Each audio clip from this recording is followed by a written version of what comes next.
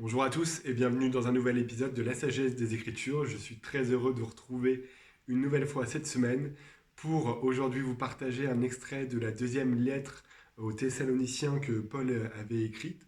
Et en fait, dans cette lettre, Paul il réexplique un sujet dont on a déjà traité plusieurs fois sur la chaîne, mais que je voulais encore revenir un petit peu dessus. Donc dans les versets 1 à 3, on nous dit « Nous vous prions, frères, de ne pas vous laisser facilement ébranler dans votre bon sens, et de ne pas vous laisser troubler, soit par quelques inspirations, soit par quelques paroles, ou par quelques lettres, qu'on dirait venir de nous, comme si le jour du Seigneur était déjà là.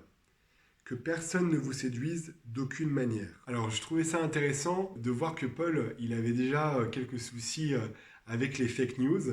Et donc il paraît que voilà, à son époque, il y avait déjà certaines personnes qui écrivaient des fausses lettres ou qui racontaient des faux témoignages en disant que ah bah tiens, Paul il a dit ça ou il a fait ça. Et du coup en fait, bah, les gens se laissaient avoir et avaient tendance à agir d'une manière qui ne correspondait pas à celle d'un disciple du Christ.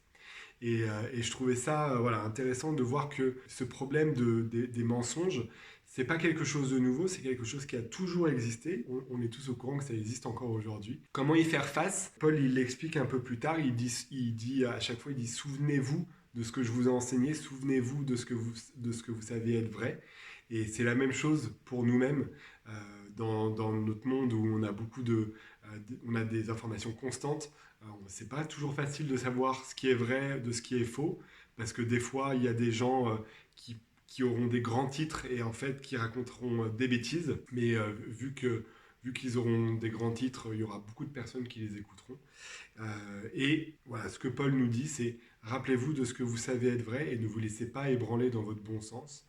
Voilà, évidemment que si quelqu'un vous dit alors on va pas rentrer dans le débat, mais si quelqu'un vous dit que la Terre est plate, et bien évidemment, vous savez que la Terre n'est pas plate et donc ne vous laissez pas ébranler par ça, même si c'était un grand scientifique qui commençait à dire que c'est le cas. Et donc c'est la même chose à notre niveau spirituel, avec les lois de Dieu.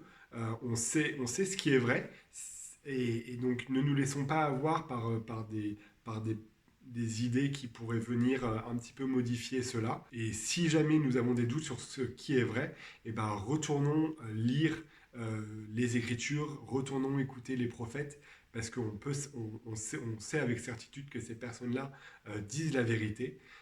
C'est un grand débat, la vérité. Aujourd'hui, ce qu'on entend souvent, c'est que la vérité est propre à chacun.